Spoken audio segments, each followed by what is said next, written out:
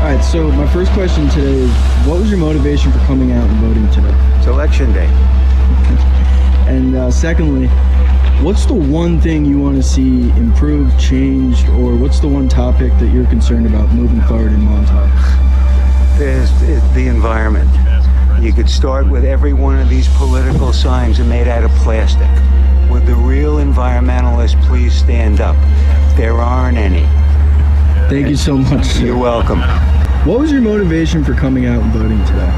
We all have a responsibility to vote as citizens. It's for democracy. And I guess, more importantly, what's the one thing you want changed in your town, I'm assuming Montauk, moving forward in the next term? I would like to see housing for our workers out here addressed. I'd love to see this beautiful playhouse finished so all of the community can enjoy the cultural center and the pool.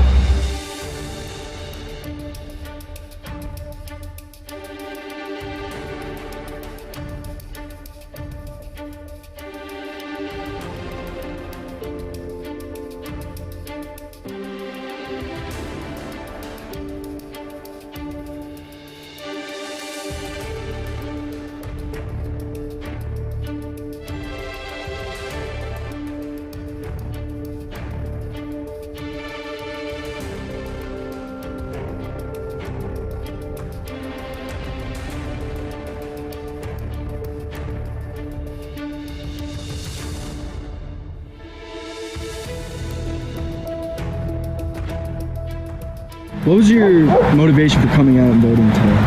I think it's a right of every American citizen. If we don't do it, shame on us. And in your town, Amagansett, what's the one topic or something you want to see improved or changed in the next term? Keep it going as it is.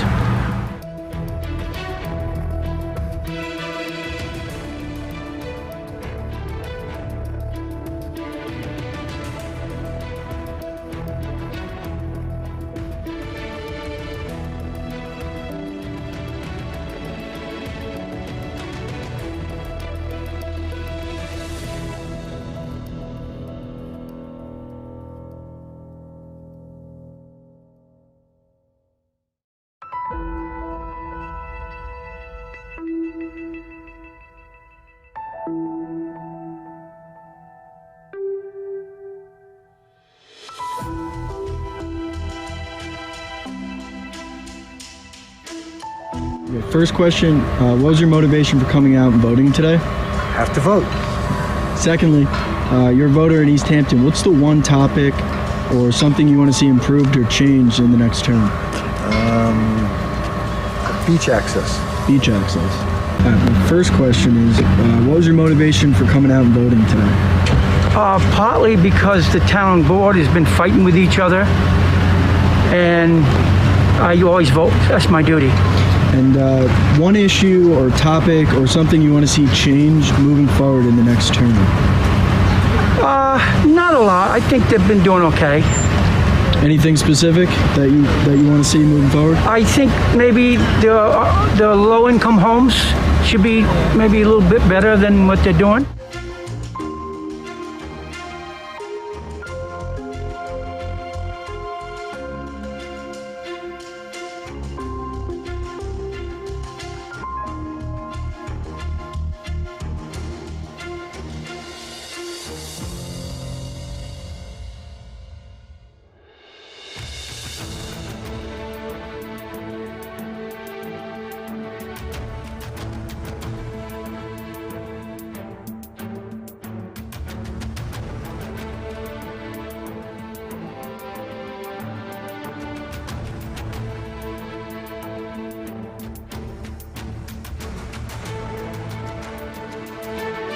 Just wanted to ask you, why are you voting today?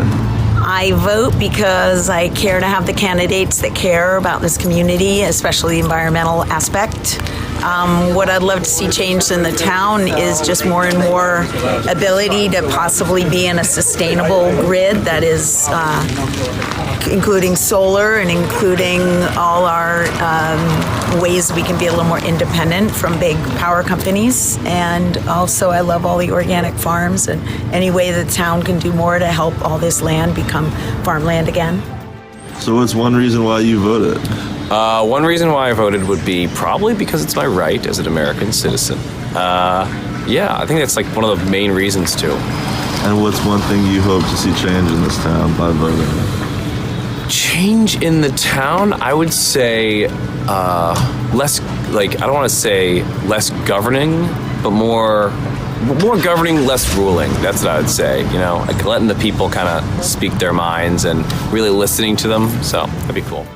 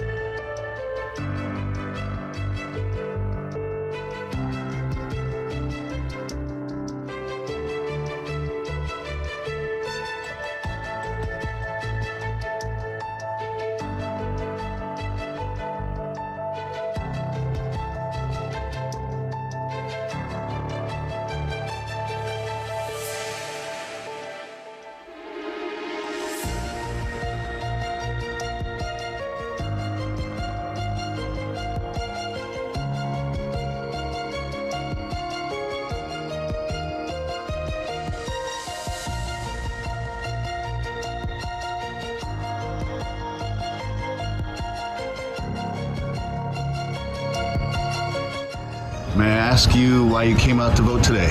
Well, we haven't missed a vote in, I think I've lived on the East End for 55 plus years, and I don't know that I've ever missed an election, so I wouldn't want to miss one even in an off year like this. What would you like to see changed in your community? Well, I would love everybody in the community to come together and remember that as individuals, it's more important to love each other than it is to espouse hate. If you're not part of the solution, you're part of the problem. And what's one thing you'd like to see changed in your community? I'd like to see more affordable housing in our neighborhoods. People are being forced out because they can't afford to live here.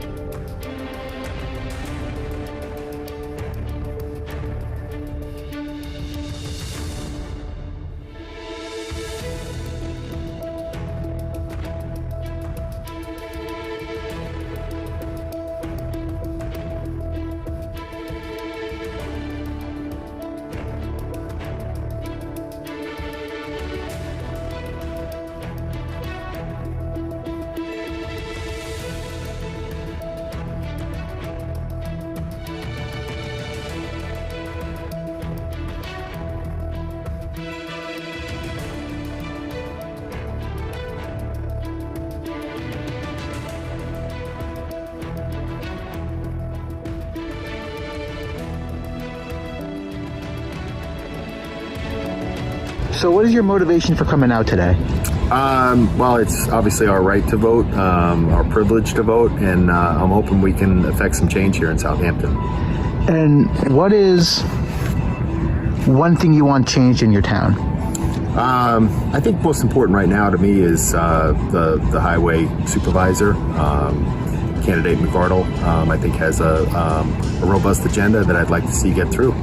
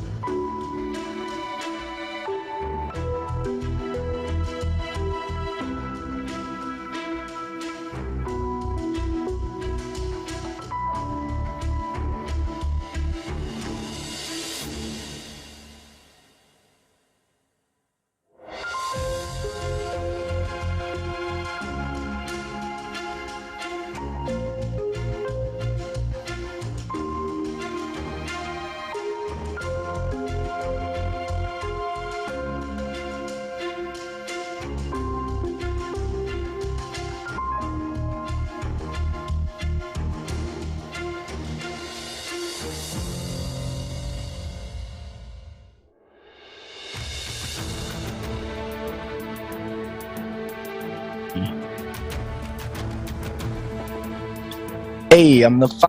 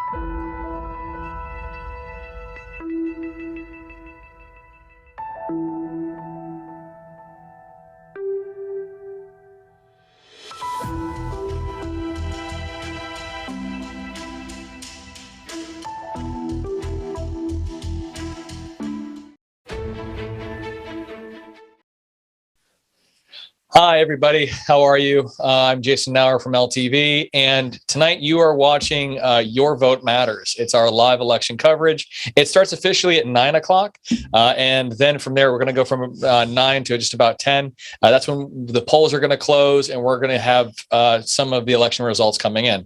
Now, I am here with the very talented Matt Lowndes. Hey, what's going on, guys? How you doing? Very excited to be here on the election night coverage. Here with Jason, we got Jody in the back, Mike Clark, and a bunch of others that helped us, John and Gnu as well. Yeah. So what we're going to be doing right now is we're going to be talking about some of the some of the national news, some of the things that aren't necessarily local, but it's a nice idea. Well, we thought it would be a nice idea to have a bit more of a national picture of what's going on right now. So first thing we're going to do is, if you've been watching, you've seen the video that rolled into this, where we used Google Earth and United States Census data to go and go over each of the hamlets in both East Hampton town and Southampton town. Now, the person behind the idea of using the census data was Matt Lowndes over here, and I will ask you, what was the importance of the census data to you? What do you feel about it? And why are you so passionate about people filling out their census and mailing it back in? Well, as you know, the census is it determines how many representatives each state will have in Congress for the next 10 years, and it also determines the amount of funding you'll receive for roads, schools, housing, etc. And out here, as everybody knows, there was a big boom due to COVID as far as the purchasing of homes for many different people who wanted to escape during the global pandemic. And as you may have saw on our screen, certain towns have gone up in the thousands, literally. There's only one town that has gone down in Noyak, and it's only gone down by 50 people. Yet in Watermill, Wayne Scott Springs, it's gone up 500, 1,000. I'm pretty sure Hampton Bays went up 2,000 or 3,000. Yeah.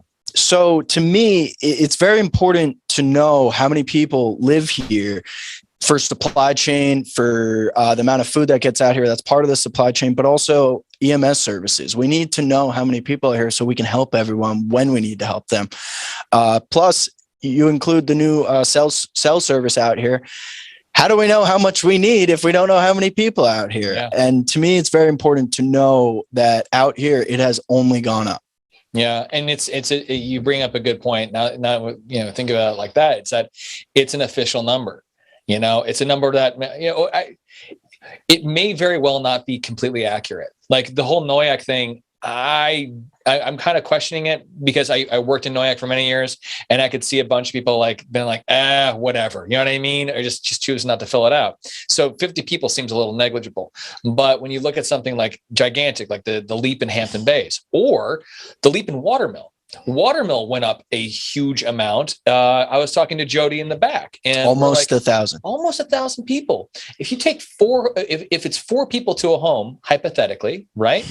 You're talking about 250 homes in 10 years.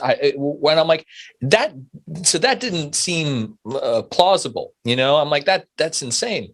But again, we don't know the back roads, everything else like that, and then to your point about it being an official number, not only are you going to get representatives, but we also have to think about it in the sense of okay, what is our potential load on the hospital? Well, how are you going to get that number? You're probably going to go to the United States Census. Does Southampton need to expand? Well, look at the census. Do you need more police? You'd look at the crime, of course, but then you'd also look at the census. You'd think about all of your services. So yeah, it was a really cool point that you brought up. So let's just hit some national topics. And I'm going to pretend to be the world's most perfect anchor person and say, Matt, there's some interesting things happening over in Virginia. Can you talk about that and some of the cofactors that are happening over there? Yeah, Virginia is no doubt the most talked about state in the election cycle this year. Why? Because they're getting a new governor, but there's also a lot of other things that are going down in Virginia. Terry McAuliffe, the Democrat versus Republican Glenn Youngkin. And if Youngkin wins, he would be the first Republican in the state of Virginia to win a statewide office spot since 2009. Virginia, historically blue, has gone more purple recently. Another very interesting thing across the country in every election moving forward is at home and absentee voting. When voting began this morning, nearly 1.2 million Virginians had already casted ballots. By comparison, 2.6 million people total turned out for the 2017 gubernatorial race. Why is that a big deal? It shows that when you give other people options to vote, they will vote. It's hard to get out and vote sometimes for certain groups of people. So here in New York, if you voted today, you saw on one of the referendums, it was to get rid of the no excuse absentee ballot. That is going on across the country in many blue and purple states. Obviously, the red states are trying their hardest not to have that happen. But elsewhere, or staying with Virginia, Virginia's poised no matter what, whoever wins, there will be the first woman lieutenant governor in the history of Virginia. That's obviously a big deal.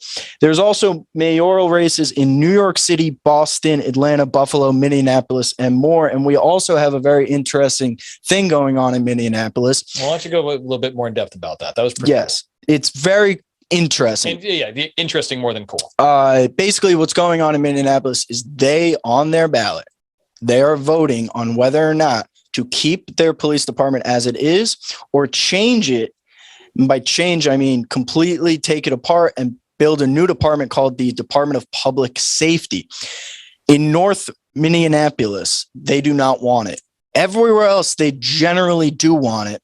There's a lot more violence in North Minneapolis. I recommend you Google and read on your own. I can't give you all the details about the specifics of Minneapolis, but it is a major thing being watched across every city in the country, specifically all the cities you saw where there's a lot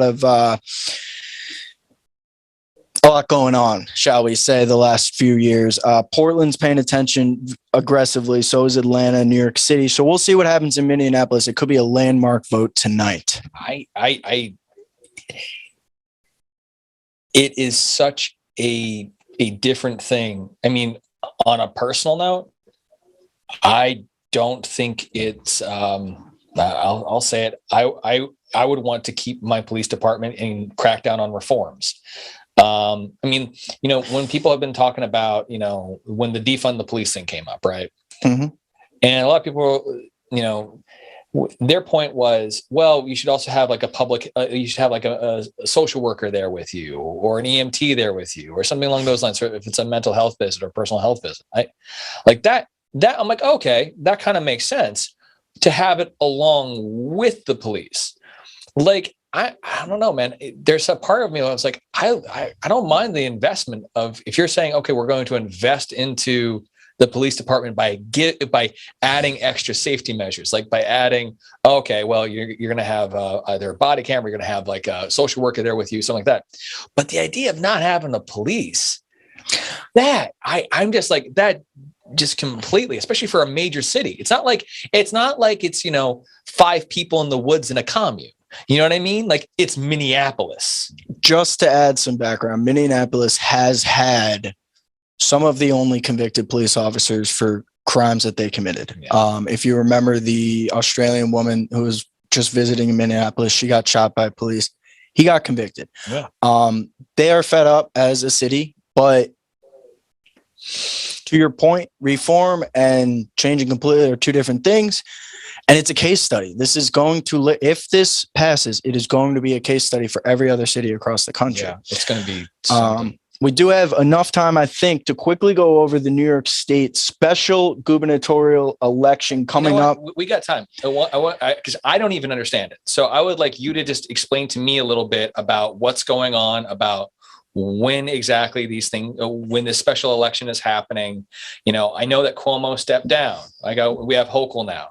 But I also know that Zeldin's running for governor, and it seems like he already started his campaign. So if you could explain to me and everybody else a little bit about, the nitty gritty of like when it's taking place. Mm-hmm. So Governor Kathy Hochul, who is the interim governor, shall I say, announced that there is going to be an election on November 8th, a year and 1 week from today. It's specifically after Election Day because it's a special election. November 8th, 2022, Governor Kathy Hochul announced she will run as a Democrat. Attorney General Letitia James, who did the investigation into Cuomo's office, announced she is definitely going to run as a Democrat. So they will be running against each other. New York City public advocate Juman Williams is exploring a potential run on the Democrat side. And then on the Republican side, we have U.S. Representative Lee Zeldin. He has announced he is running. He is going to run. Current New York City Mayor Bill de Blasio is up in the air, but it sounds like he's going to run. New York City State Assemblyman Charles Barron, Kirsten Gillibrand, our senator, and former governor New York State David Paterson all will not be running. Andrew Yang and actress Cynthia Nixon, who both ran in the mayoral election a few years ago in New York City, they are not running. Right now, there are at least 5 candidates definitely running, the other 2 being Andrew Giuliani's son. Rudy Giuliani's son, Andrew, and the 4th name, Rob Astorino. He is the former Westchester County executive.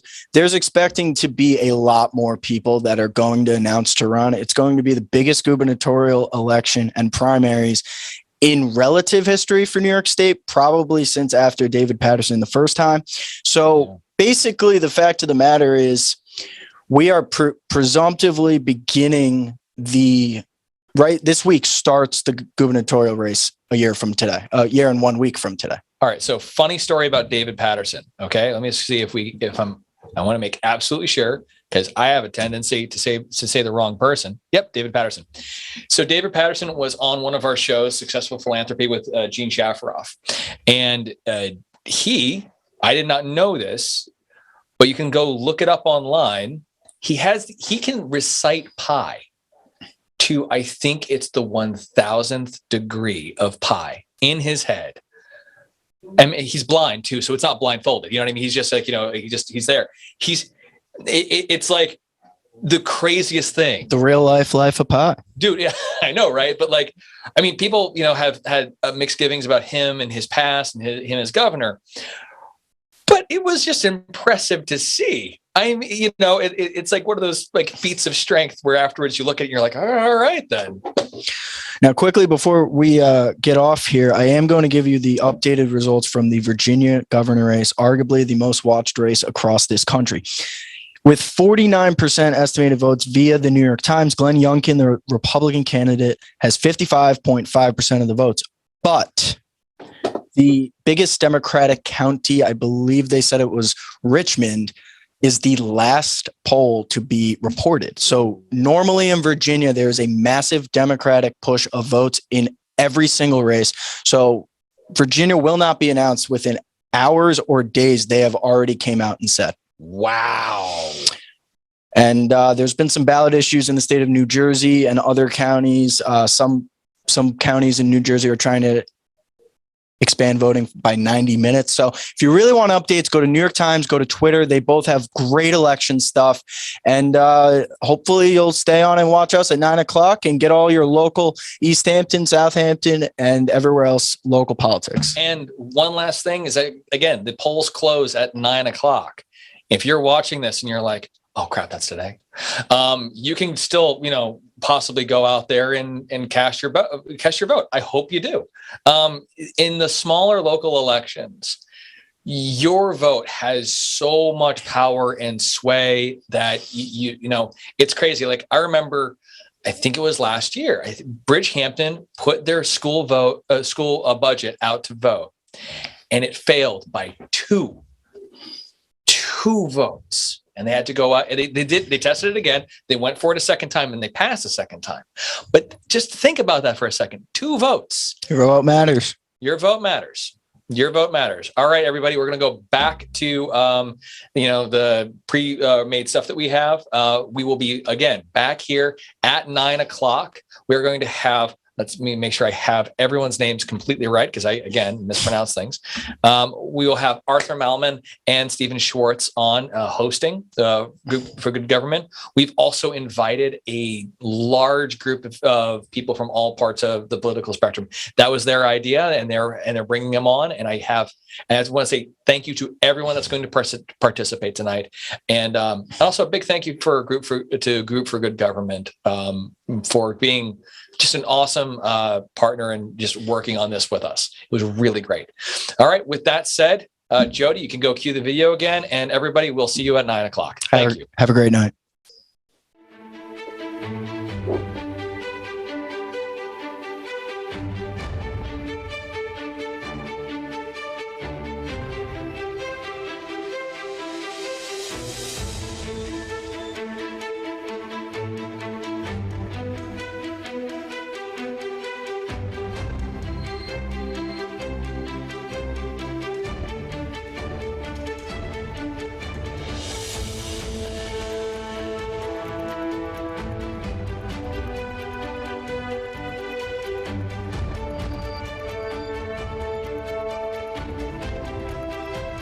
All right, so my first question today is, what was your motivation for coming out and voting today? It's election day. And secondly, what's the one thing you want to see improved, changed, or what's the one topic that you're concerned about moving forward in Montauk? There's the environment. You could start with every one of these political signs are made out of plastic. Would the real environmentalists please stand up? There aren't any. Thank you so much, sir. You're welcome. What was your motivation for coming out and voting today? We all have a responsibility to vote as citizens. It's for democracy. And I guess, more importantly, what's the one thing you want changed in your town, I'm assuming Montauk, moving forward in the next term? I would like to see housing for our workers out here addressed. I'd love to see this beautiful playhouse finished so all of the community can enjoy the cultural center and the pool.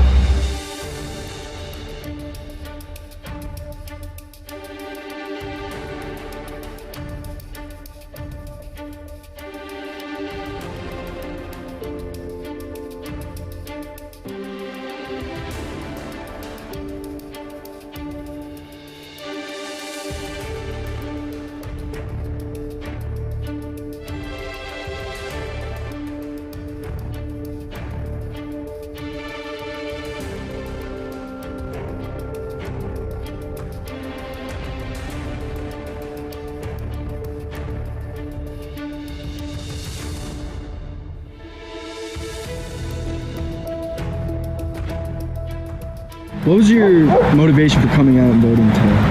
I think it's a right of every American citizen. If we don't do it, shame on us. And in your town, Amagansett, what's the one topic or something you want to see improved or changed in the next term? Keep it going as it is.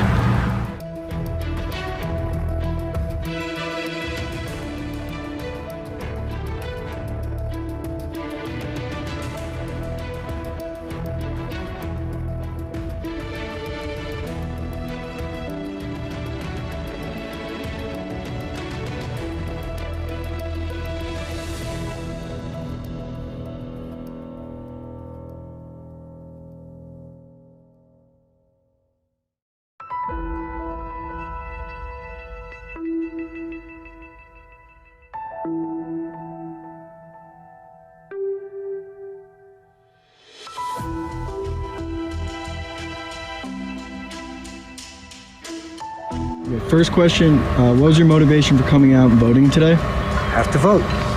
Secondly, you're a voter in East Hampton. What's the one topic or something you want to see improved or changed in the next term? Beach access. Beach access. The first question is, what was your motivation for coming out and voting today? Partly because the town board has been fighting with each other, and I always vote. That's my duty. And one issue or topic or something you want to see change moving forward in the next term? Not a lot. I think they've been doing okay. Anything specific that you want to see moving forward? I think maybe the low-income homes should be maybe a little bit better than what they're doing.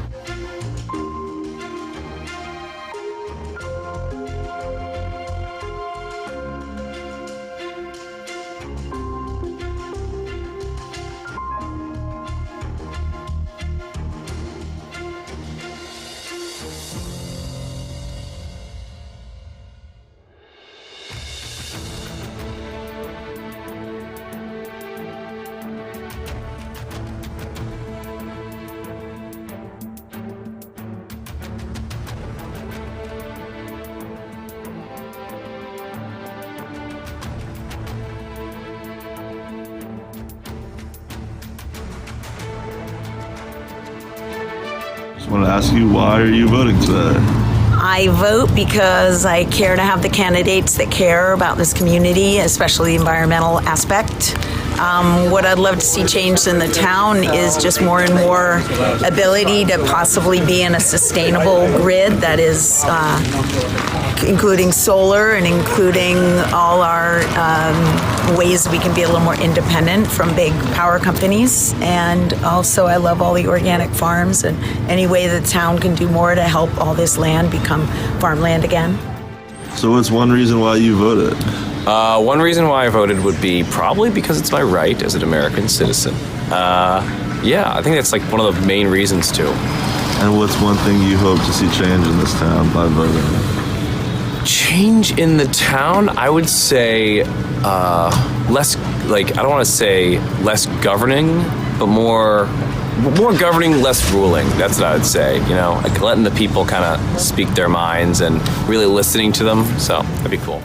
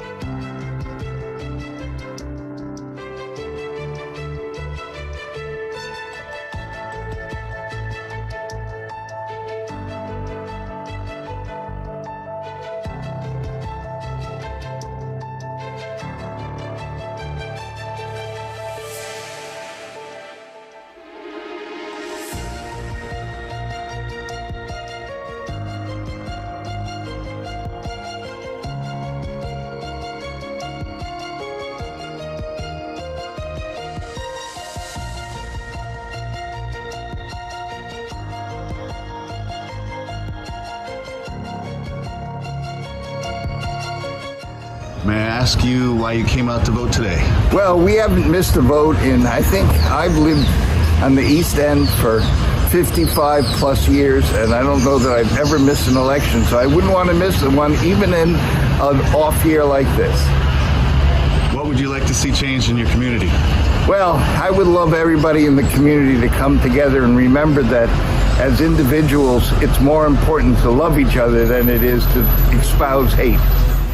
If you're not part of the solution, you're part of the problem. And what's one thing you'd like to see changed in your community? I'd like to see more affordable housing in our neighborhoods. People are being forced out because they can't afford to live here.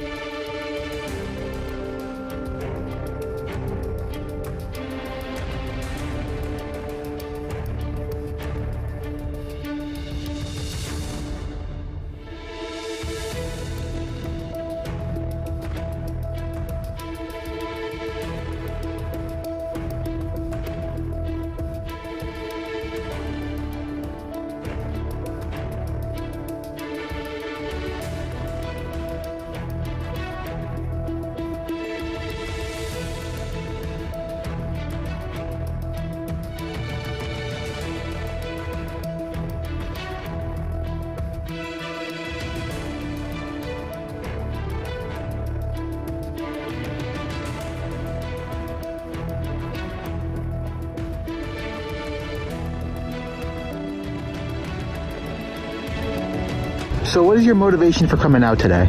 Well, it's obviously our right to vote, our privilege to vote, and I'm hoping we can affect some change here in Southampton. And what is one thing you want changed in your town?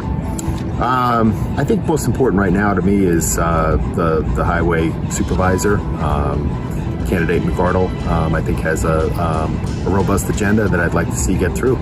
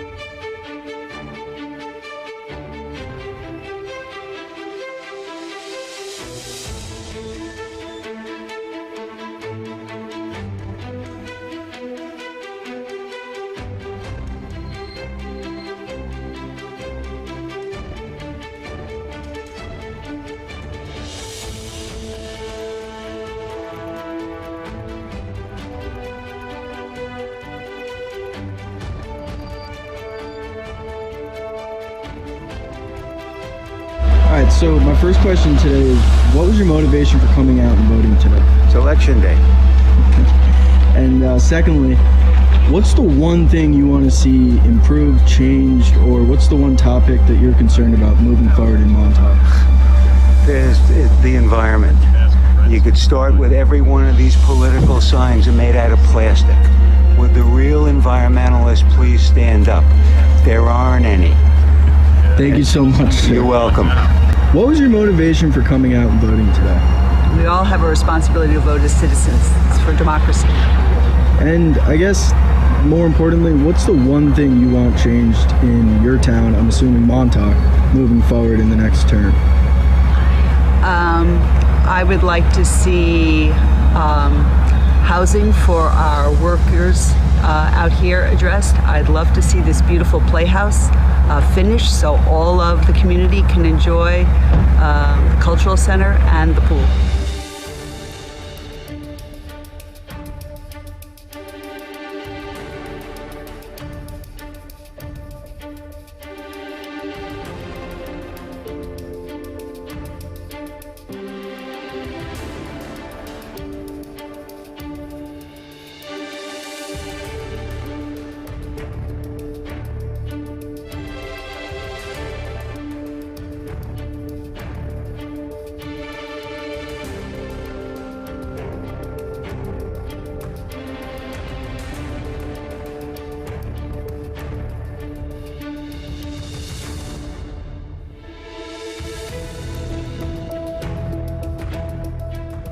What was your motivation for coming out and voting today? I think it's a right of every American citizen. If we don't do it, shame on us. And in your town, Amagansett, what's the one topic or something you want to see improved or changed in the next term? Keep it going as it is.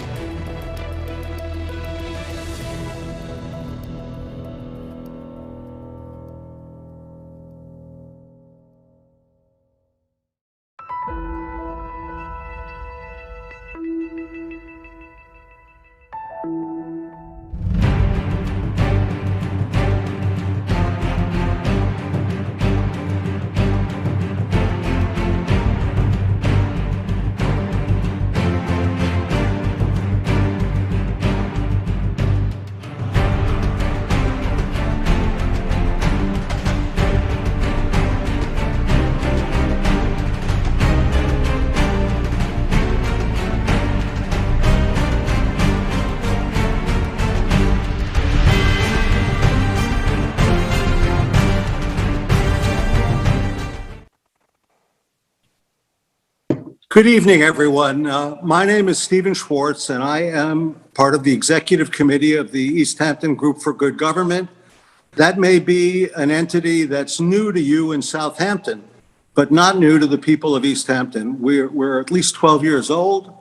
We are a strictly nonpartisan group composed of Democrats, Republicans, liberals, conservatives, independents, and independence party people, both local and part-timers.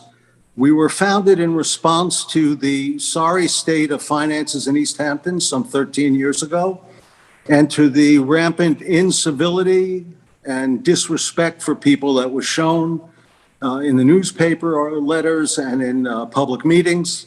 We felt that this was not a way for children to learn about democracy or for adults to conduct themselves. And so we began with the mission of increasing voter registration, increasing voter knowledge, making for more informed citizens, and showing people that maybe respect for each other is not such an unfashionable and unpleasant thing to do. And I think we've been successful at it. And the key notion is that we can all learn from each other. There's no one too smart to learn something each day from somebody else. And if we treat each other with respect and civility, open ears and open minds, only good can come of it. And With that behind us, I'd like to turn it over right now to our chairman, Arthur Malman, who will begin the program. Yeah, hi, everybody. We have people who are going to pop in and out. We have a schedule which we will abandon almost immediately of when they appear, because some of them are going to political, I don't want to say drinking fests, but watering holes as the night wears on. Probably by about 9:30, some of the votes will be coming in. Right now, and most of these people, I'm sure everyone knows, Fred Thiel, who's the assemblyman, Jay Schneiderman, who at the moment is the supervisor for the town of Southampton, and Reggie Cornelia, who is having some audio problems, he's had a lot of different offices, including the head of the Republican Party, the Spring School Board, and about 10 other ones that I forget. And I even forgot he was running for town trustee in East Hampton this time. But the theme of our show tonight, at least the first part before we get significant electoral results, is the theme of the fact that your vote matters. And there are two instances that we're going to talk about from time to time as we have spots available. One is back in 2011, a fellow who unfortunately just died, Zachary Cohn, who many people know, after a couple of year very horrible battle with cancer. Zach ran for supervisor of East Hampton, and I have about 7,000 votes cast. He lost by 17. And what makes it interesting, we'll go back to it, is the town of East Hampton's Independence Party endorsed Zach. Technically, though, Zach was not a member of the party. He was a Democrat. And nobody thought much about it until it got closer to the election, when we learned a lot about the intricacies of the Independence Party. One of those intricacies being that if the person nominated, in this case by the town of East Hampton Independence Party, is not a member of the Independence Party, the chairman of the Suffolk County Independence Party can bounce him off and put somebody else in. And Bill Wilkinson was smart enough to understand that. He got the nomination, Zach didn't. There was something in the neighborhood, I believe, of 400 and something votes on the independence line for Bill. Not all of them have been gotten by Zach. And all of a sudden, Zach lost by 17 votes. So we've learned a little bit, and I'm sure there's a lot more that Fred and Jay and some of the others could tell us about some of the intricacies of these party rules, not only for the Independence Party, which is obviously less well known than the Democrats and Republicans, but also just the process to get on the ballot. Fred, you just had relatively recently a change in the New York State law for getting on ballots. And it's kind of fun because it relates to Sex and the City, which I don't think many of us really put together with the intricacies of election law. But Cynthia Nixon, if you vaguely remember her on Sex and the City, in the primary had the temerity to run against Governor Cuomo. He trounced her in the primary. That wasn't even close. But, never forget an insult. And so, little known, he pushed through some changes in the New York State election law, which really disfavors smaller parties. My dad, by the way, who died a number of years ago, always said, when you have a choice, vote for the guy in the little party line, because we want those little parties to stay around and offer some choices. Fred, you probably were in Albany when this thing, I'll call it a thing, slipped through, signed by the governor. You want to just tell everybody how that's changed life? Yeah, and you have it exactly right. the former governor, Governor Cuomo, was primaried by Cynthia Nixon, and that was spearheaded by the Working Families Party, which is one of those minor third-party lines. And the governor, in a fit of pique after that, wanted to make it hard for these minor parties, whether it be the Working Families Party, the Conservative Party, the Independence Party, Libertarian Party, all of the Green Party, a number of third parties that we had here in New York State. The old rules used to be that if you, in a gubernatorial election, if you got 50,000 votes statewide in the gubernatorial election, you were entitled, you were a party, you were entitled to a ballot line. And, some of these parties, there were like 6 or 7 of them, including Democrats and Republicans, that were able to get 50,000 votes. And I named a number of what those parties were. Well, after that primary with Cynthia Nixon, the governor was hell-bent to make it harder for third parties.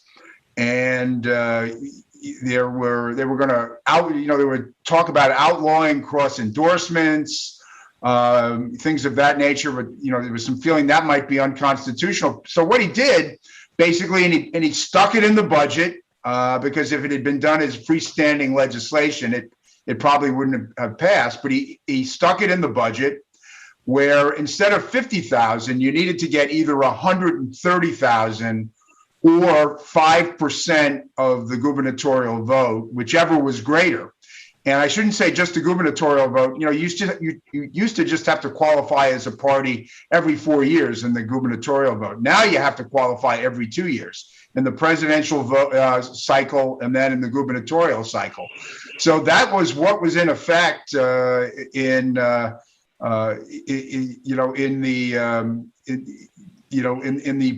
these most recent election. And a lot of the minor parties, the Green Party, the Independence Party, the Libertarian Party, couldn't get the 130,000 votes in the last election, and it was in the presidential cycle, as it turned out, because now it's every 2 years. So the only statewide parties that are left are the Democrats, the Republicans, the Conservatives met the threshold, and the Working Families Party met the threshold. Now, it is still possible. Those are your state recognized parties. It's still possible to get on the ballot. You can petition as an independent body. In fact, that happened in the town of East Hampton this year with the Independence Party. They were able to preserve their line in the town of East Hampton, but compared to what Democrats and Republicans have to get, you got to get like 3 or 4 times as many signatures. So, the rules are really stacked against third parties in the state of New York now. Yeah, I think the number was really kind of surprising. I saw a number for Southampton, Jay, where in Southampton you could get, before this governmental change, this governor's Cuomo change, you could get 150 folks to sign a petition in Southampton, and you'd be on the line. But now it's 1,200, which is harder. Is there a line in Southampton this year for the Independence Party, or? No, there's not. There is a line called the Clean Water Party.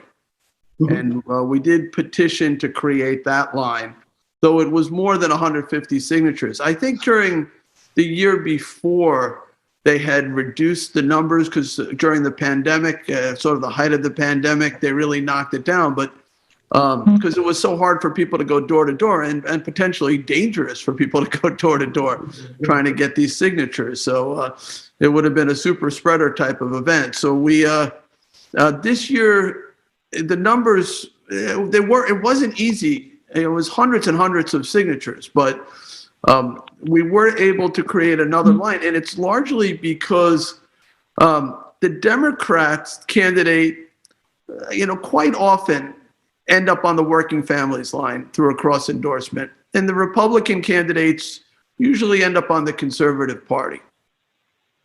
But to win those primaries on those very small parties, and particularly the Working Families Party, which is one of those 4 parties that Fred mentioned, are on the ballot.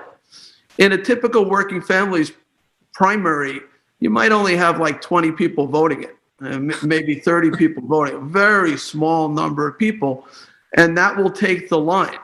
And we realized that the Democratic candidates, even though they had been endorsed by the Working Families Party, were vulnerable to losing it in a primary, which in fact they did. So to protect them, we created this other line, this Clean Water Party line. We felt there was a strong message. When I ran for county controller, I created something called Protect the Taxpayers.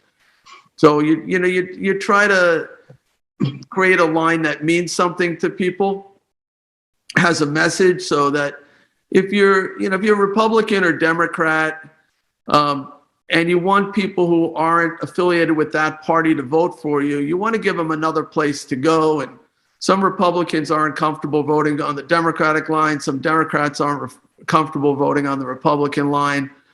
And they want to support you, so you give them a place to go. Typically it's minor in terms of the performance of those lines. Most of your vote is going to come on the major party lines.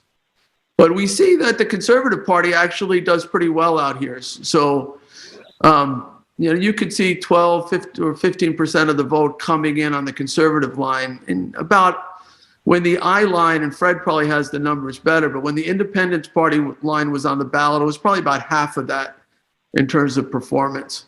Well, actually in the early days in Southampton and East Hampton, the Independence Party would outrun the Conservative Party on the East End. But those numbers declined, as politics became more polarized. It was harder and harder to get people to vote on the independence line. And so those numbers dropped. But there was a period where, the independence line would be good for double digits, 12, 13,000 votes, 12, 13% also.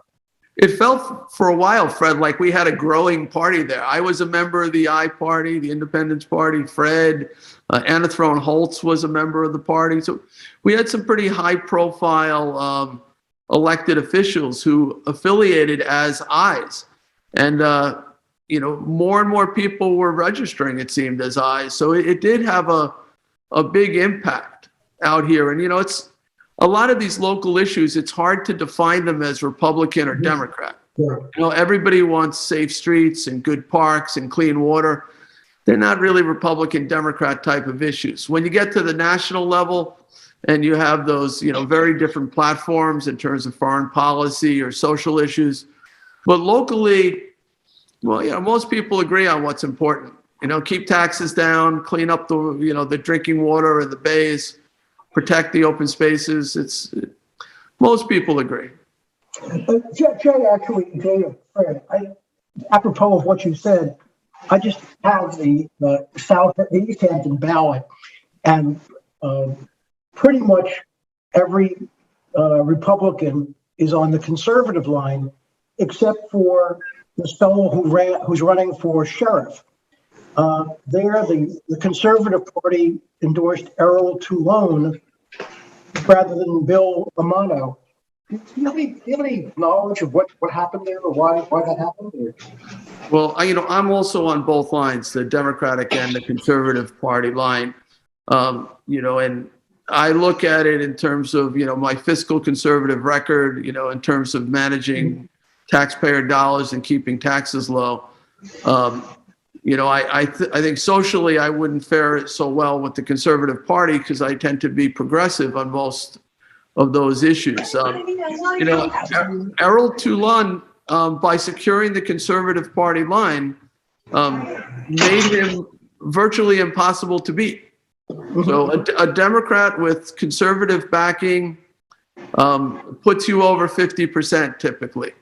I think, Jay, originally too, when Sheriff Toulon ran the first time, it was one of those cases of, I think, the enemy of my enemy is my friend, which was that there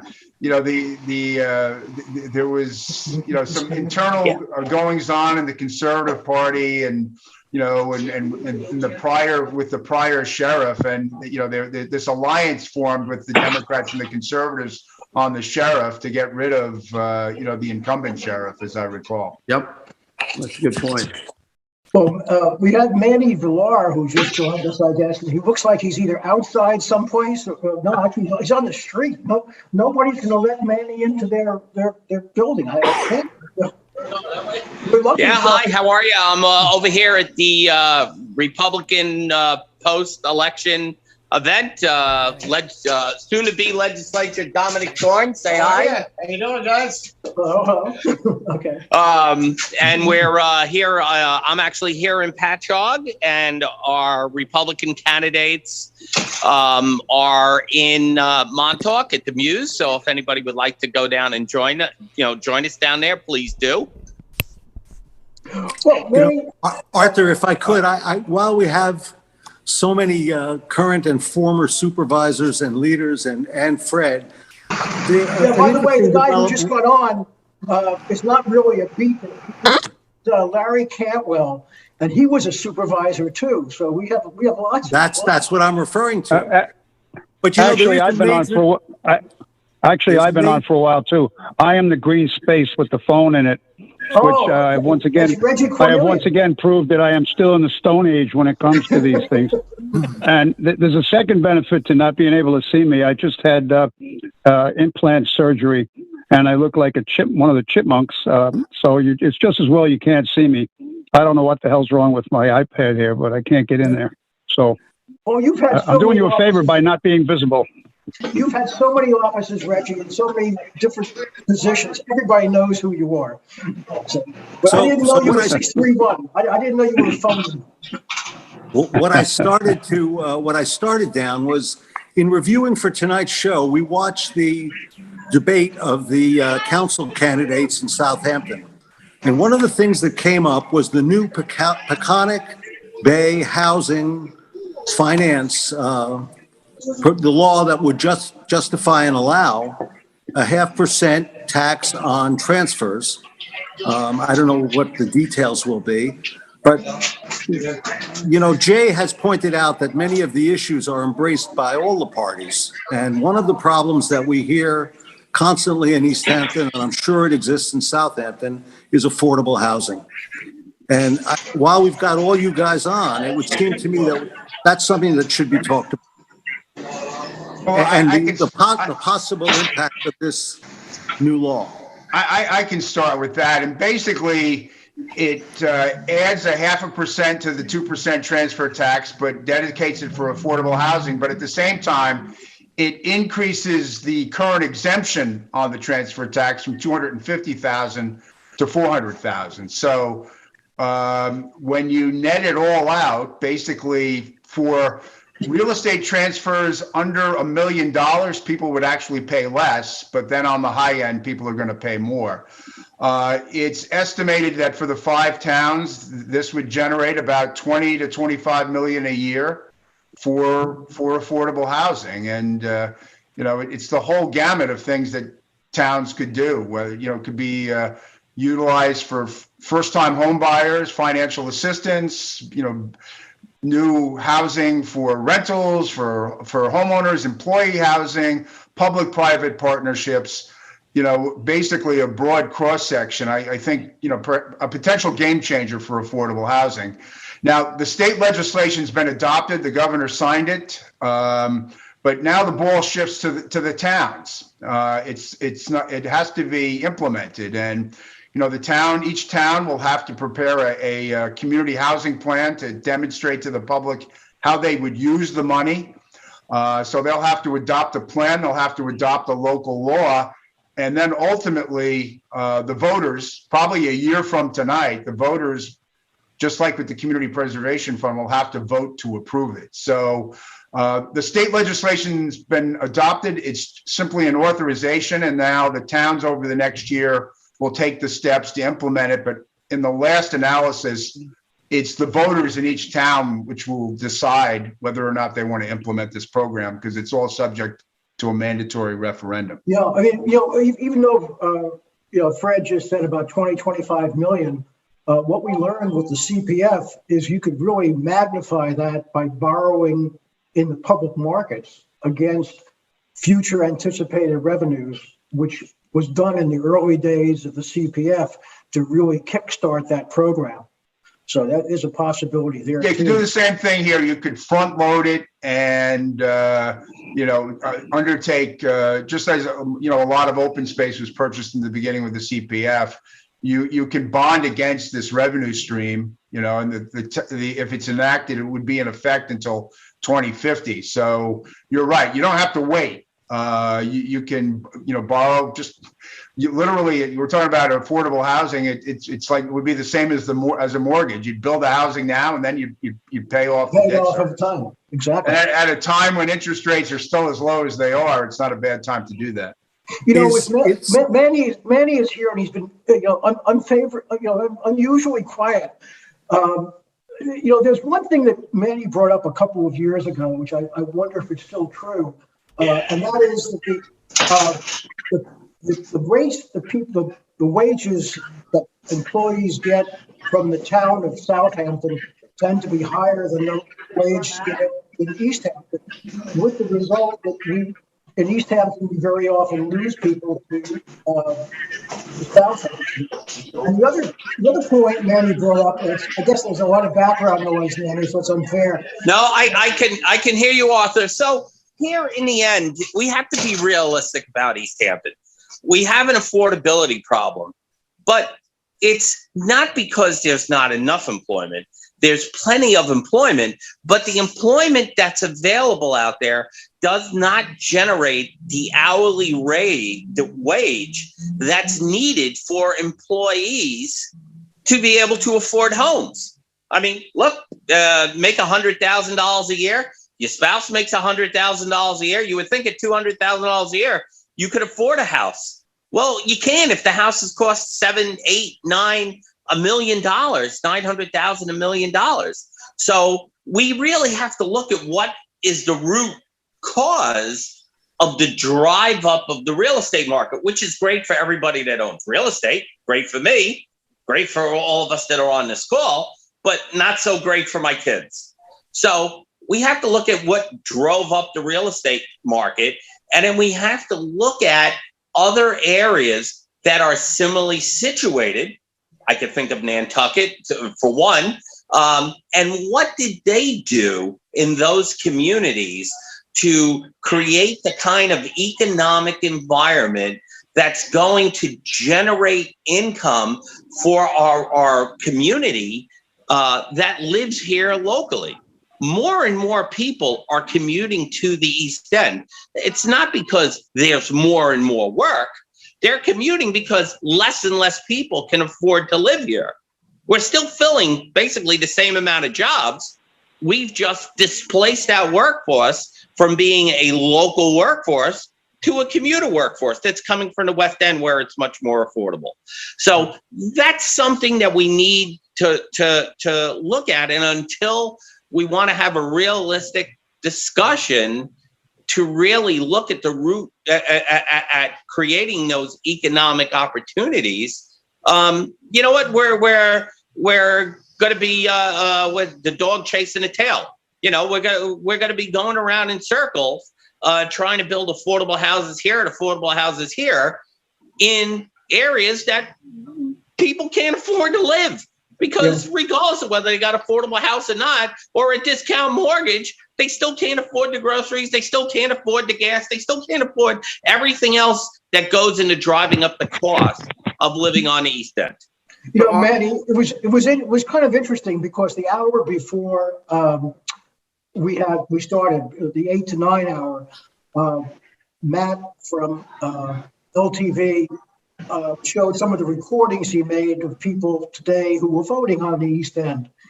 And surprisingly, the large percentage of those people zeroed in beyond the environment and clean water on affordable housing. And by definition, almost everybody who Matt was interviewing could afford housing. They had a house, they were living in something.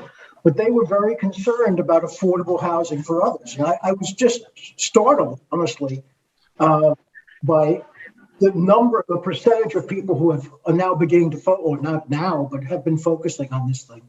Arthur, let me say a word on this because I really got to jump. So I got to head over to campaign headquarters to start watching the returns come in.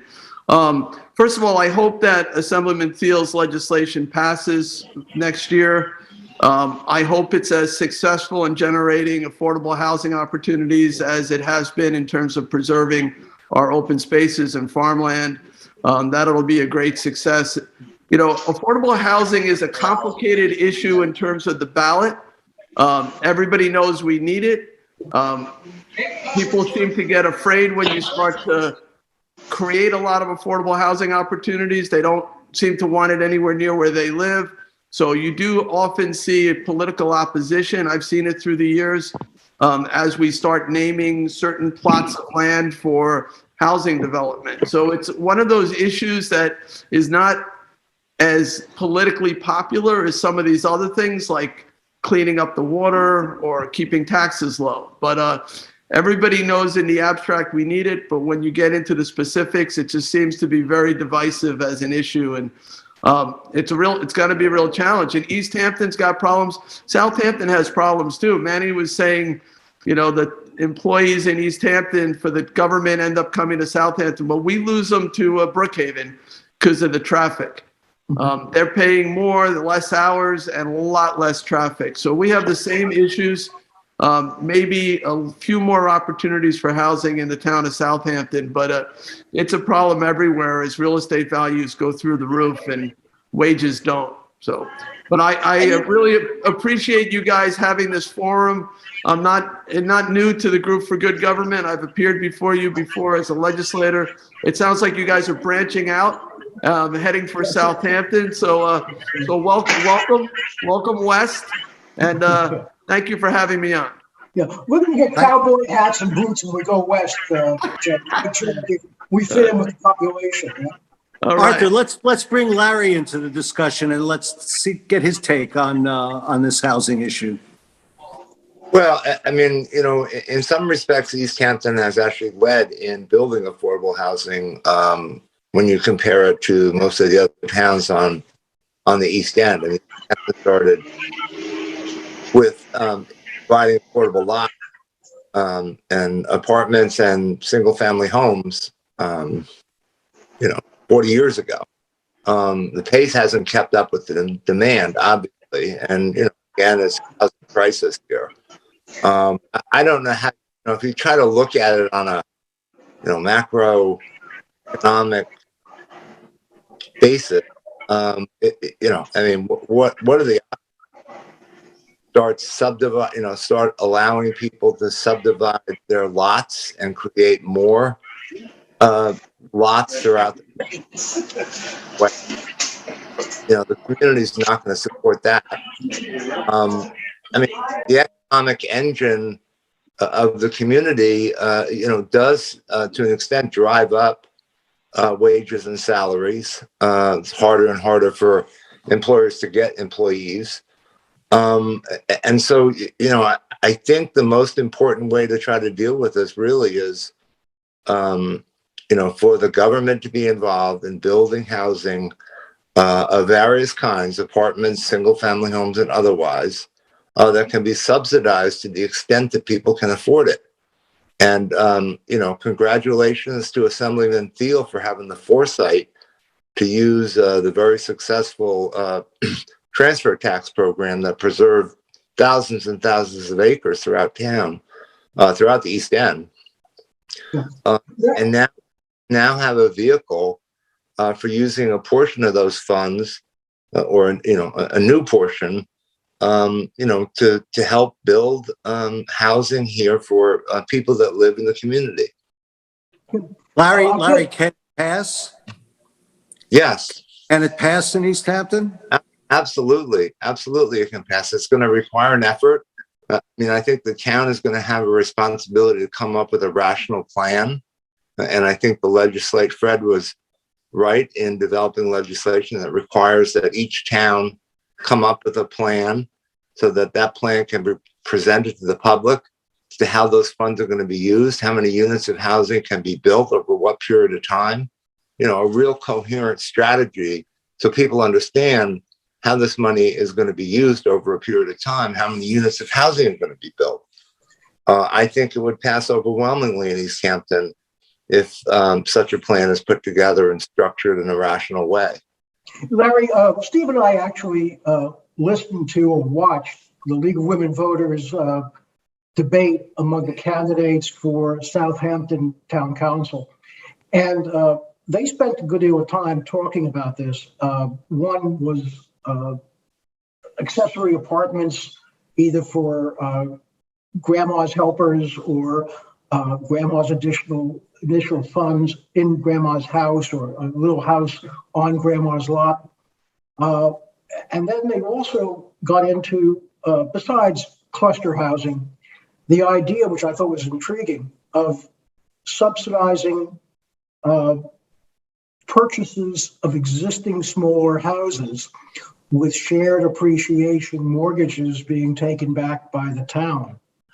And I thought that was a very interesting approach because it basically doesn't require you to build a new house. It requires you to acquire an existing smaller home, starter home, and then bring the mortgage payment down through government involvement to a place where people can afford it, but gives the people who live in the house an incentive to keep it up and make it better, so when they sell, they get a hunk of the profit.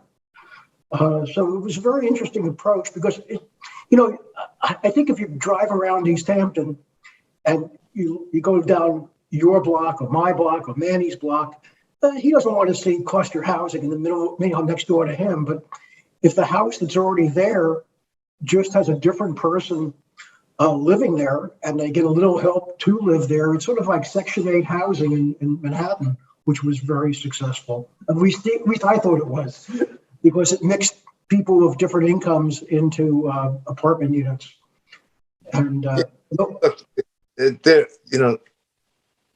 are a lot of different ways to address this issue, right? In terms of getting housing, that's available and affordable. It doesn't have to be, large numbers of clustered housing, although that has its place as well. Mm-hmm.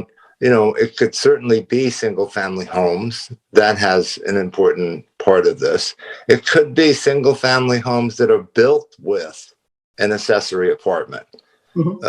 A new single family home that's in this affordable housing program. Mm-hmm.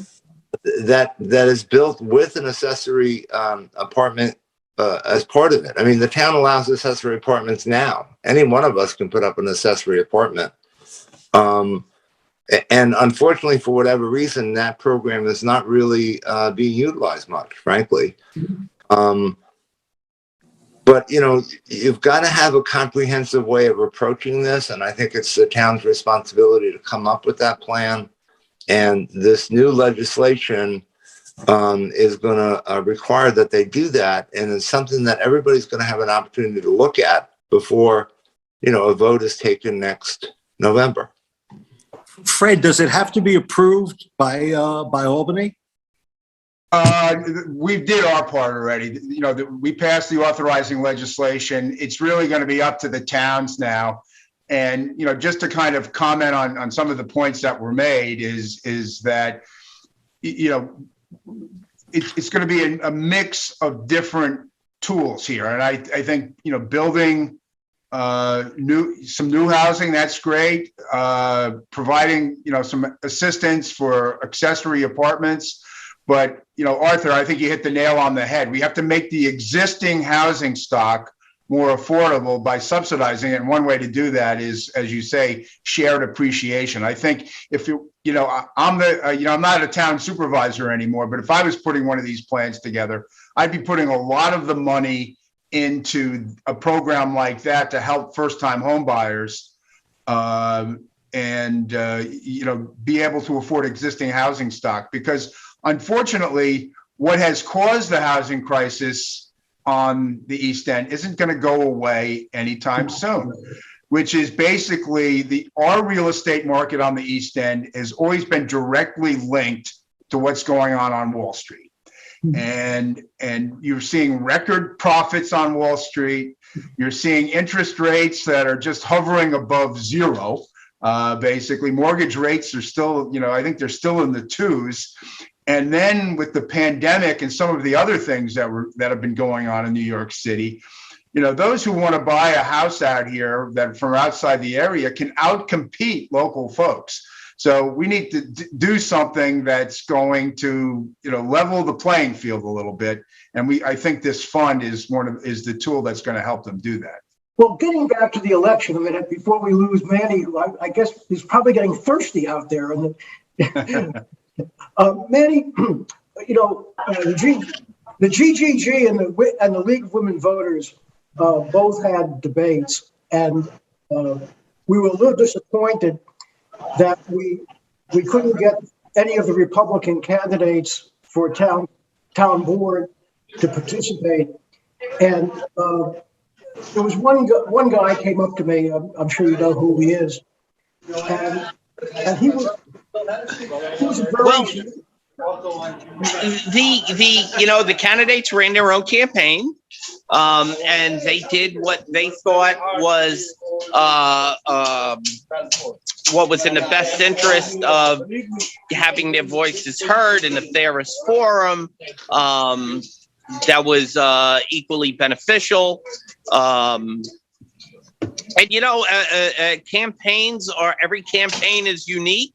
They have their own strategies and dynamics. This one shouldn't have been any different. Yeah. Well, I'm technically a registered Republican.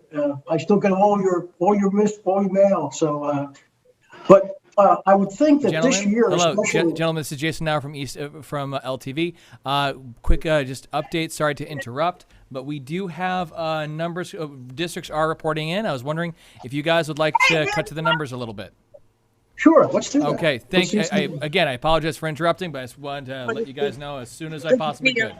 Okay, so we are here, and for everybody watching at home, Manny, I'm just going to quickly mute you for a second. I can hear all the bar in the background. So this is. Manny's proud of that. I wish I was there with. I wish Patchogue's a great place, guys. So what we see right now is this is from the Suffolk County Board of Elections. These are the unofficial results as they roll in. Now, Jason, just so you know, yes. I at least can't see that. Maybe. Here. Oh, okay. Maybe you want to make that full screen. And that's exactly what I was going to just do right now, sir. Oh, okay. So yeah, great. So here we go. This is for supervisors so far. We have 829 votes for Peter Van Scoyac, 473 votes for Jeffrey Bragman, and 163 votes for Kenneth Wales. Jason, just out of curiosity, I mean, we all know that Montauk in that area is heavily Republican. Do you have any breakdown of where these votes are coming from? Sadly, we do not have a breakdown of where they come from. I am just pulling it directly from the Suffolk County general election. Okay. Again, anyone is also available to also go on that website and double check it themselves. I always appreciate another pair of eyes. Yeah, no, in the old days, before the Democrats became more popular in town of East Hampton than they are now, they always had lots of enthusiasm early in the evening. And then somebody from Montauk would either take a speedboat over or drive over with huge amounts of ballots from Montauk, and the race was over. I had the distinction of working for Otis Pike back in the 1960s, who was the first Democrat ever elected from out here in this area. I know the lay of the land was heavily Republican in the old days. But I'm sorry. Understood. And I said it's Wallace. I apologize for Ken Wallace. I mispronounced that because I was reading it phonetically. So let's see. How about the council? Do you have that? Pulling the council right now. We are going 1,014 votes for Kate Rogers, 920 votes so far for Kathy Burke-Gonzalez, 411 votes for John Whelan, 228 votes for Joseph Karpinski, and we have 214 votes so far for George Amon. And we will go to the trustees if that's good with you guys. Okay, that's going to be a little complicated because there are so many of them. Well, I know, but I think we'll get Yeah, through it. sure. Let's go. So we've got Jim Grimes with 1,263 votes so far. We have Susan McGraw-Keeber with 1,133 votes so far. And we got Francis Bach with 1,128 votes. Will Taylor, 1,116 votes. And Tim Garneau. Garneau, thank you. With 1,080. We have, let's see, David Cataletto with 1,050. We have John M. Aldred with 991. Michael L. Martinson with 975. We have Richard P. Drew II with 350. We have David Talmage with 328. Reggie Cornelia with 233. Manny Villar with 227. Laura Rubenstein with 226. And, oh, sorry, it just refreshed on me, guys, because we're getting new stuff every time. And, It's okay. And then we have Alfred Schaefer with 216. Willie Walter with 215, and Deborah Schwartz with 201 so far. And now Hey, guys, if I could just interrupt real quick, I have Assemblywoman Jody Giglio here from the North Fork. Hello. She just wants to say hello. Hello. To everybody on the South Fork. Very exciting night. 100%. Thank you very much for joining us. Yes, good to see you. Good to see you We too. feel so sorry for Manny out there in the cold by himself. All right, I'm probably going to have to leave in a minute or so, unfortunately. Well, thank But you, I would Manny. definitely love to continue this discussion maybe when I have a lot less going on in the background. No, that's okay. We'll have to. And housing is a major issue. Something we should all be thinking about is exactly how much housing we actually need and what infrastructure we need to support that housing to create those economic opportunities so our community can afford that housing. And I think that's part of the discussion that no one ever talks about. Okay. So on that note, I'll pass it on. Thank you for having me on tonight. Congratulations to all the winners.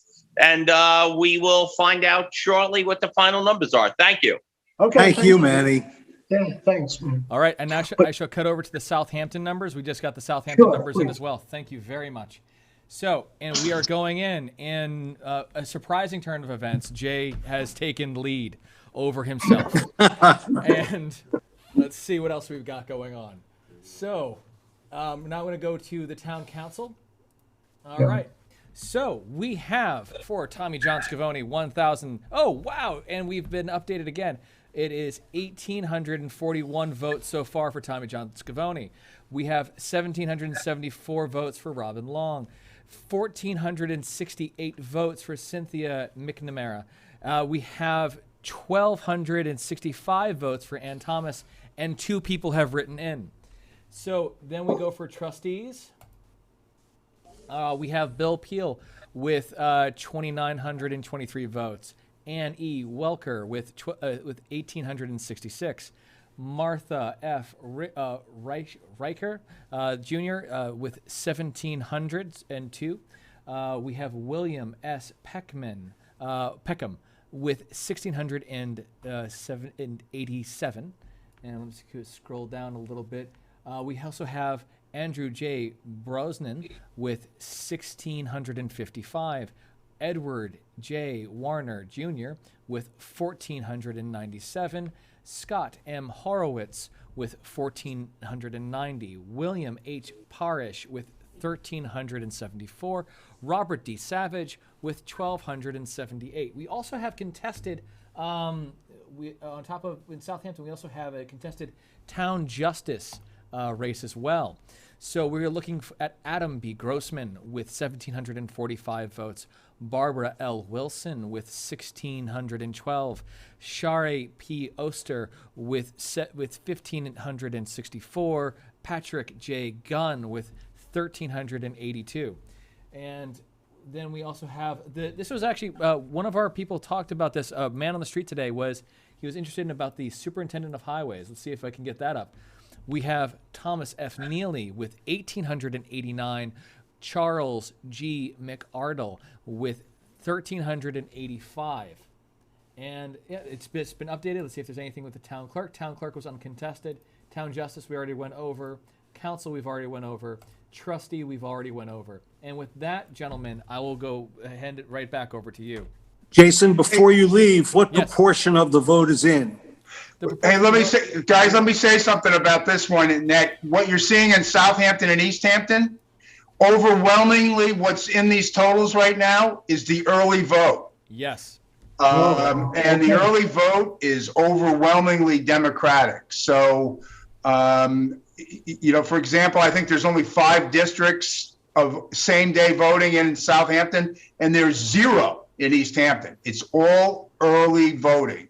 Oh, okay, that's good to know. Right? Yeah, and I know, for example, in Southampton, there was roughly 1,500 early votes, and 1,000 of them were Democratic. So, I would just say, it's good to see what the early vote is, but you really can't come to any conclusions, I think, in any races based on the early vote. And the other thing we won't have tonight is that, because of COVID, there's still a disproportionate amount of absentee ballots, and none of them will get counted tonight. So, they'll all get counted tomorrow or the next day. So, okay. They won't be counted for a week. They have a week. They have to be postmarked by today. They have to come in by next Monday. They won't even begin counting the absentee ballots until next week. So races that end up being very close tonight, you may have to wait for the absentees. And the absentee ballots and the early ballots have both been, based on last year, both were very strong for Democrats. Mm-hmm. Fred, can I ask you a question, Fred? Sure. Sure, Larry, go ahead. Thanks. So are you saying that the early ballots cast are counted on election night before the individual election district? They are posted. Yeah, the early votes could be counted and were posted first. So all the early votes are probably in these totals now. Huh. Interesting. Yeah, So, but the absentees won't get counted for a week. No, I understand the absentees, but I realize that the early vote was recorded on election night before the individual districts were recorded. Hey, Fred, I was the inspector of election I was not the inspector, but I was a poll watcher for one of the parties, and I was in that heavily contested area called Wainscott. So we had lots of people walking in and lots of time to talk. But what happened there was we had one guy in that building who was really knowledgeable about how this process worked, and by 5 after 9 or so, 10 after 9, he had all the tallies put together, and we sent in the material. Not done anymore. What? It's not done anymore. But how does the early vote get tabulated? Is that tabulated in my example in Wainscott, or those early vote sent to Suffolk County? The early vote, we changed the law. I mean, first of all, we've only been early voting for about 3 years. This is like the 3rd year of early voting.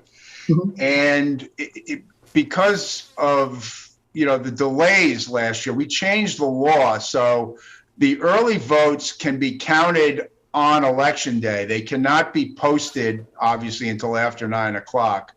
But that is why, what you're seeing so far in these results is not anymore, because we're getting close to 10 o'clock. It's not exclusively early vote, but that first tranche of votes that you saw posted were all early votes, and they tend to be Democratic. But Fred, mechanically, the early voting place, for example, in the Windmill Village, the last day it was open was Sunday. I think. So do the people in Windmill Village voting area or voting poll, do they count the votes, or they ship them No, they get shipped to the Board of Elections. So the guys in Windmill Village have no idea what the vote count is. No, I mean, it goes to other the than Board of Elections. Those get counted by the Board of Elections. Oh, okay. Gotcha. Hey, listen, just one. Let me just jump in here on one thing. You know, I just want to remember Bill Fleming. Bill Fleming, you know, ran the election night LTV operation for, I don't know, Fred, as long as we remember. 100 years at least. You know, and I'm just thinking about Bill tonight because, you know, both Fred and I and many others, you know, sat in a circle at LTV with Bill orchestrating the evening, and you know, we stayed there from 8:30 at night till midnight, you know, counting and commenting, and you know, God bless Bill Fleming. Now, he was Larry, he was a fixture in town. I mean, everybody knew him. Well, he was also my lawyer when I bought my house. I miss hearing what Newsday's best guess at the weather is every Thursday. I'll tell you that.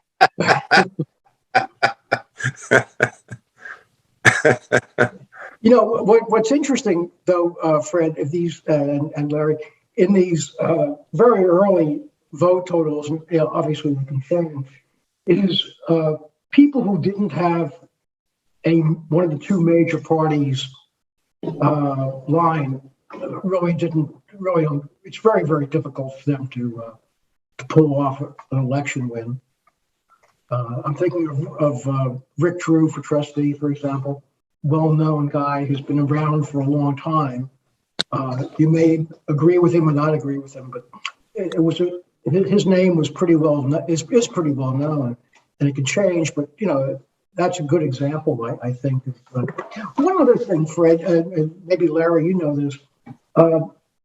We had a bunch of proposals for referenda on the ballot, and I voted early by absentee ballot, and I read each of these, and all five of them sounded terrific. So, you know, fool that I am, I wrote yes, yes, yes, mailed my ballot away, and off it went. Then I learned that this first proposal, amending the apportionment and redistricting process, which really sounded good, you know, deleting certain provisions that violate the United States Constitution, requirements for the appointment of executives, this and executive, really terrific. And then I find out, and this may or may not be correct, but reportedly this was a way for the party in control of Albany to really get more power over the election districting. Is that?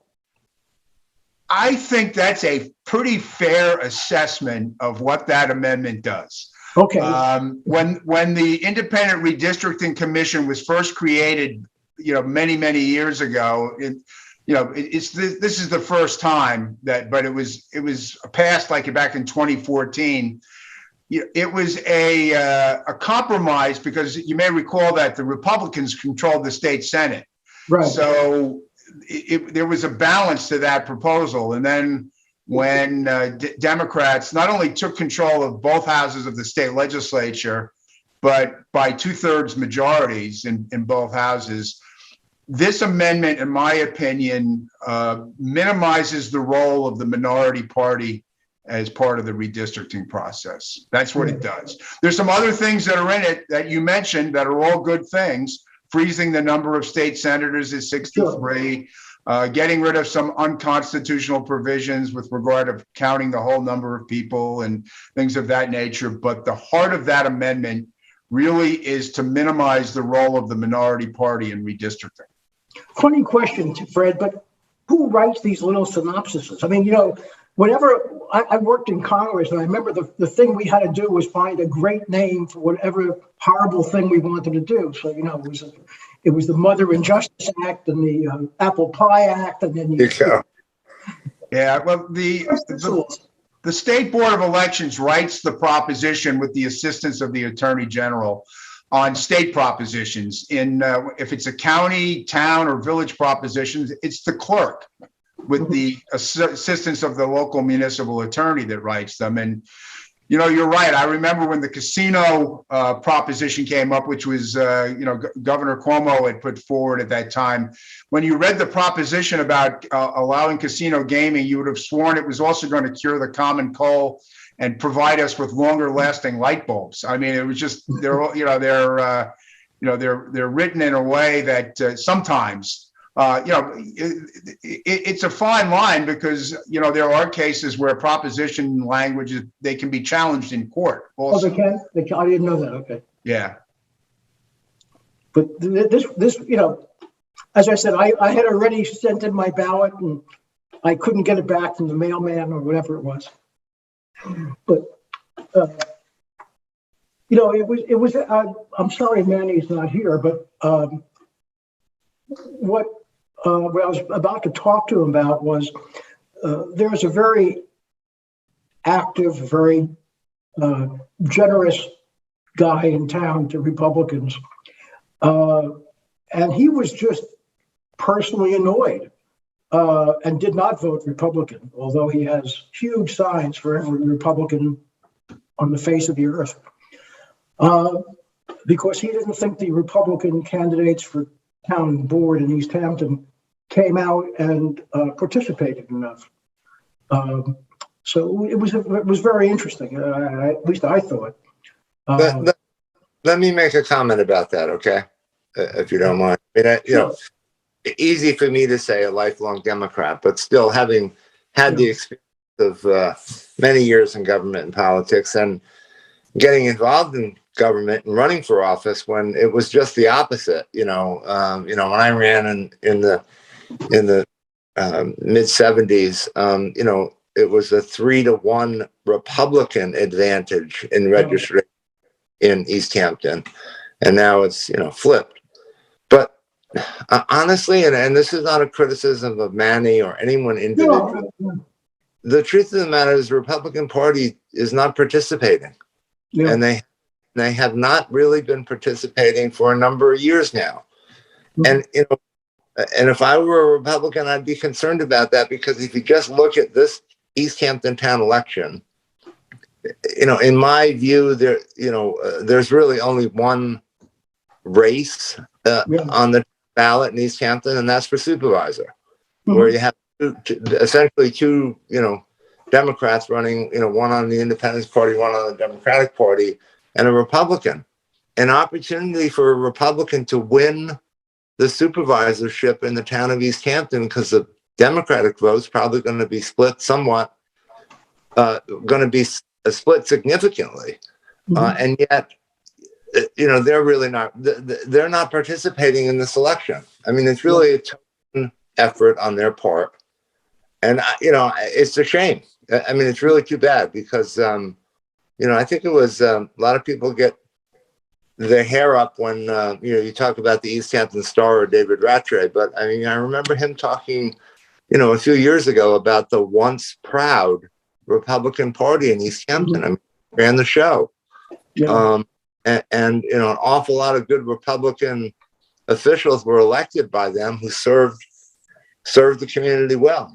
Not for me to say as a Democrat, I mean, I'm a partisan, but it's really bad. And at some point, it'd be nice to see Republicans come together and actually try to reorganize the party and run effective campaigns with good candidates.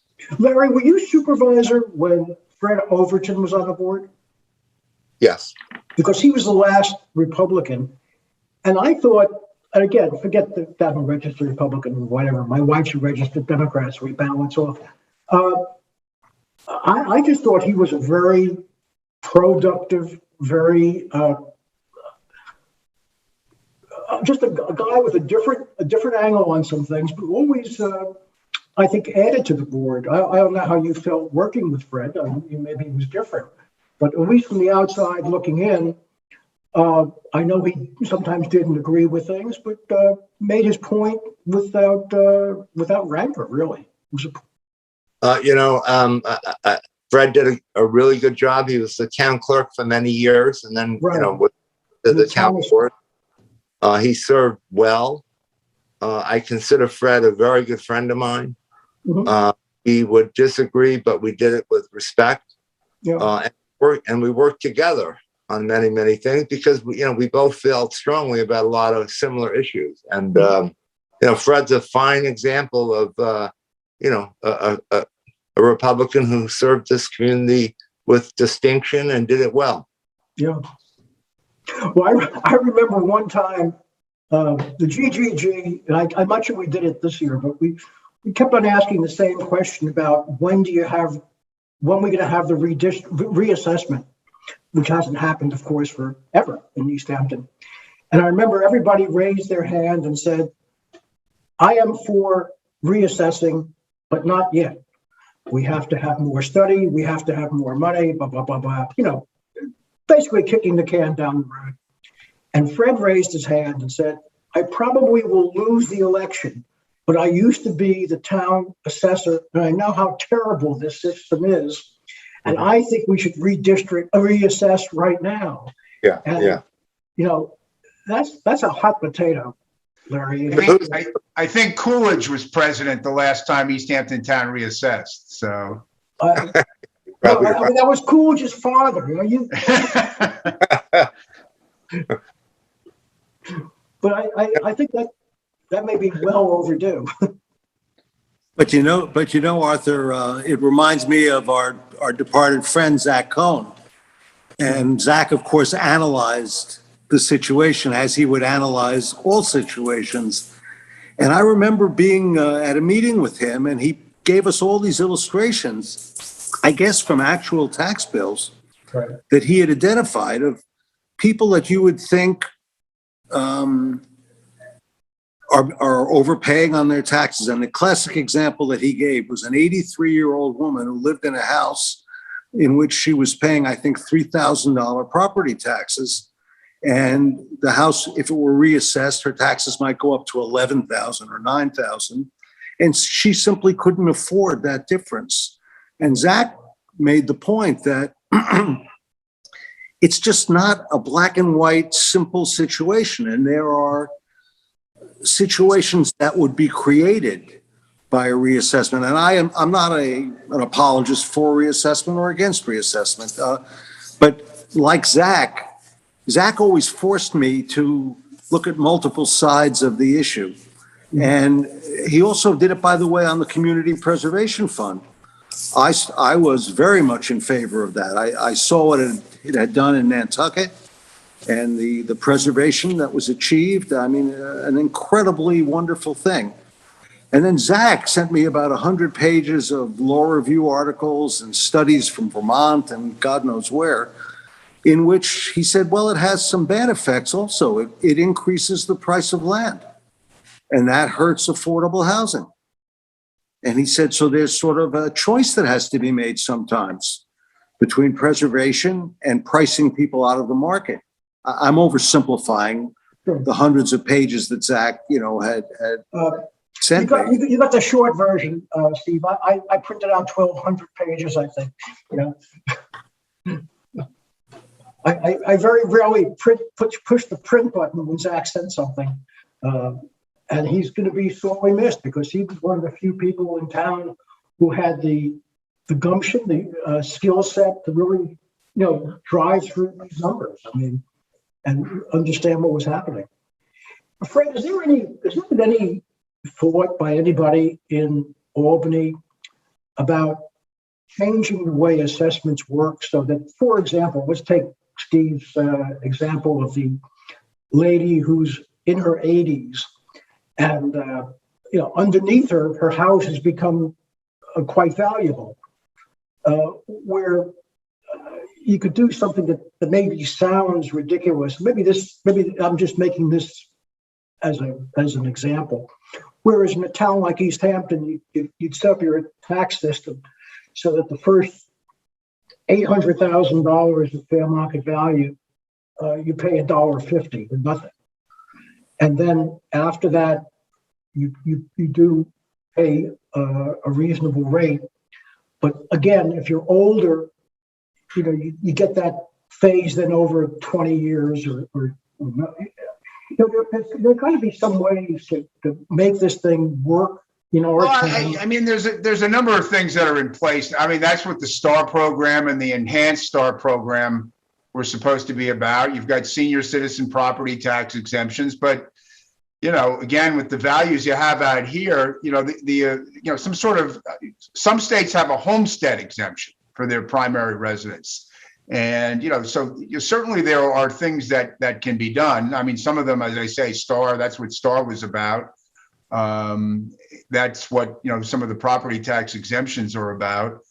But, I've sponsored a bill that would provide for, a basic homestead exemption for primary residents. And, I certainly think that would help with these reassessments. Very few towns under the rules as they are now are willing to undertake, a full value reassessment of properties simply because of the shock value that it has on some property owners. I mean, there is a bill that is going to go to the governor's desk. It's passed both houses, that for communities that do a full value reassessment would allow for a 3-year phase in.